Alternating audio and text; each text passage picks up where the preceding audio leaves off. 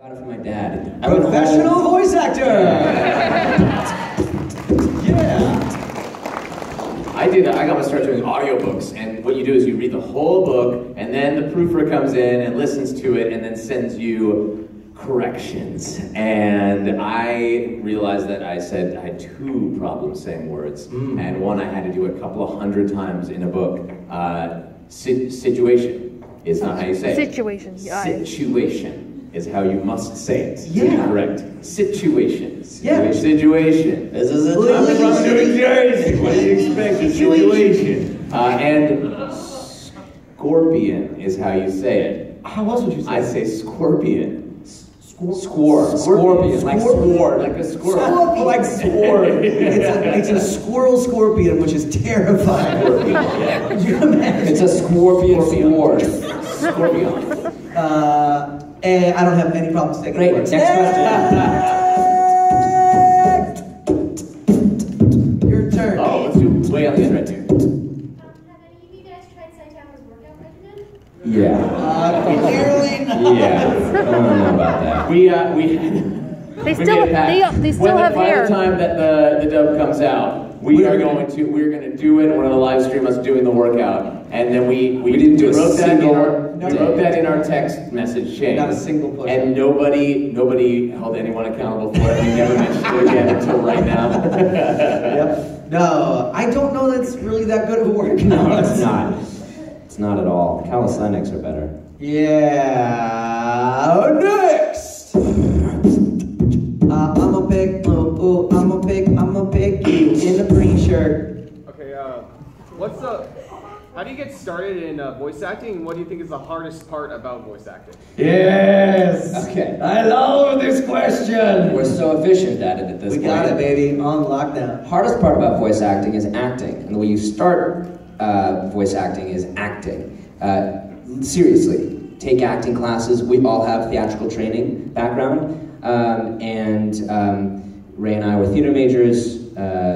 Robbie is a theater master's degree in theater.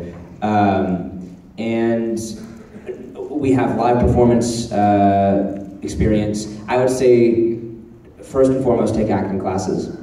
If you do improv, do that as well.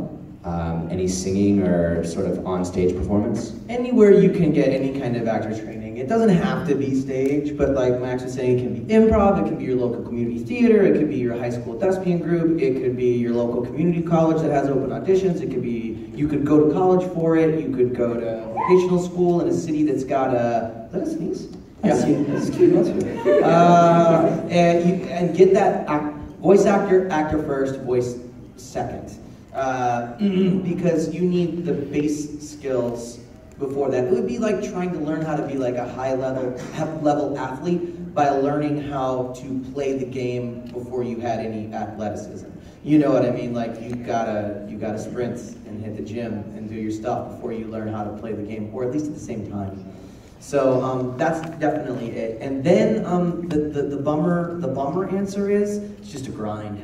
It takes such a long time, and that's something I'm learning with time. Once you even book something, one job is not going to pay your bills. It took me 6 months to book my first thing, and it paid $100. Yeah. Certainly not a way that you can make a living for it. So it takes a long time just to make a living at it. And then if you book something big, it's years before it comes out. We had to wait 2 years for Final Fantasy to come out. 2 years for Spider-Man. It was only a couple months for One Punch Man. Yeah, that's true. But even that, there's this sort of thing like, my career from the outside is perceived as like I've been a very fast.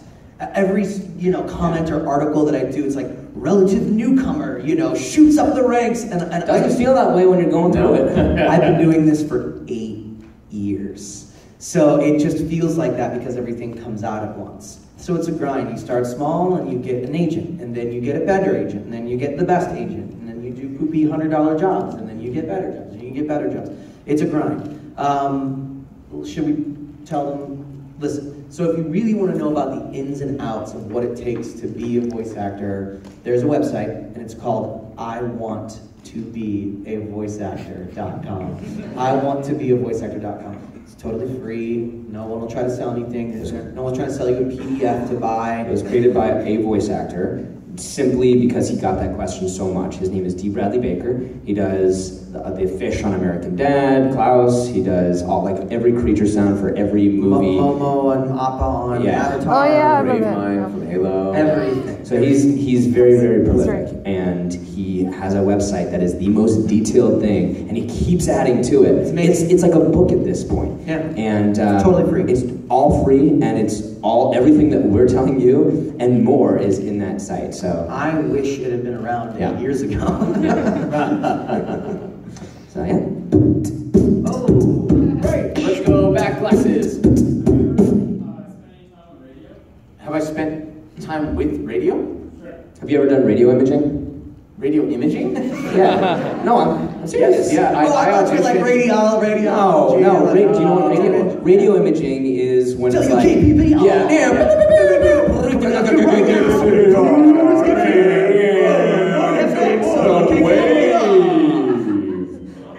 No one's ever done any radio. I made a demo for, I'll never forget it. I spent hours on it. It was on Voice 123. It was the Zach Shutt show. You're listening to Zach Shutt. And I made images for him. I engineered the whole thing. I composed the music, sent it over. It took a day, never heard back. It was just for a podcast. It wasn't even for paid. I just wanted to make it. And he said no. So Zach, I hate you. I never did radio imaging again. I did the morning announcements all 4 years of high school, and I did all of the live stuff in high school, like coronation announcements and graduations and all that stuff. And then my senior year, we had dual enrollment. Do you guys have that here? Where if you get enough credits, you can go to high school like a couple hours a day, and then you can go to college the rest of your senior year. Cool. Well, that's what I did, and our local college had an FM radio station, 89.1, and it played new adult contemporary music, which is pretty much like jazz. And I had the Friday. I took a class. I took a radio engineering class, and I auditioned to have a shift, and I had the Friday morning drive. So I came in at 4 a.m. underneath the thing, powered up the radio station because we were off from 1 a.m. to 4 a.m. Got everything organized, and I had the Friday morning drive from 5 a.m. to 9 a.m. every Friday for a year. So here's the interesting thing about Robbie is that if you ask him if he's ever worked in blank, the answer is yes. I've never heard that story before. He's That's held, amazing. yeah, me neither. He's held every single job ever. You ever been a lab tech, Robbie? A what? Okay. Most jobs. Radio. At any given time, I am on a radio commercial. Oh yeah, we all do radio commercials. If you listen to the radio, I have at least one commercial running at some point. There was a time when Max played 2 different roles on Jack in the Box spots as 2 different guys calling into Jack as 2 different names. Yeah. And it was 2 separate Max was always spots, worried. but it was like one week it was like, yo Jack, it's Tyler, what's up? Listen, your portobello mushroom burger is sweet, where can I get one? And then the next week it was like, yo Jack, it's Josh, how's it going, bro? I always wondered if people were listening and spotted the continuity error about that one. Yeah. They booked me on 4 spots in a row. Yeah, with Jack in the Box, calling into Jack. Yeah. Wow. And I had to audition each time with like 34 other people. But you did work with Jack, right? Weren't you in the Yeah. studio with him?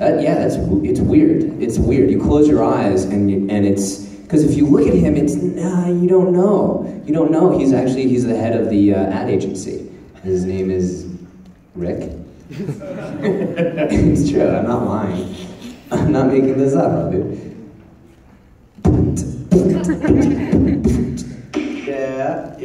Yeah, red shirt. Okay, so this is a question more directed to Max, although if you are involved... We'll leave. It's okay. Yeah. Well, if it doesn't involve Ray and Robbie, they can also chime in as well. But it came out right before your How to Draw panel that you were going to be playing Kira Yamato in the Gundam Seed redub.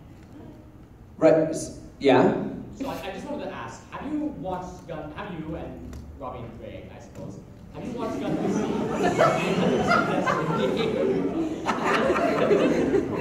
Have you watched Gundam Seed and its sequel? sequel? And if so, what were your thoughts on it? Let us go first.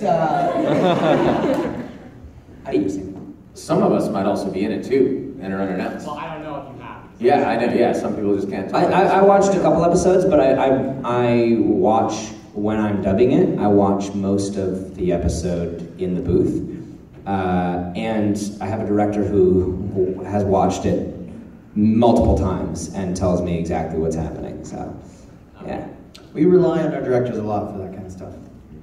And Yes. Sorry, just a very general question, just really quick. Do you have an archive of the Loud and Annoying Twitch streams? Are they on? Yes, they're under highlights, so you can watch them all. I missed two. Two were lost, but I'm sure a lot of people have them. But you can watch the ones where you have Darren DePaul, Matt Mercer. They're also we have Keith Silverstein. They're all under highlights. And they're on my hard drive too. We should re-upload. Oh, that's true. Yeah, perfect.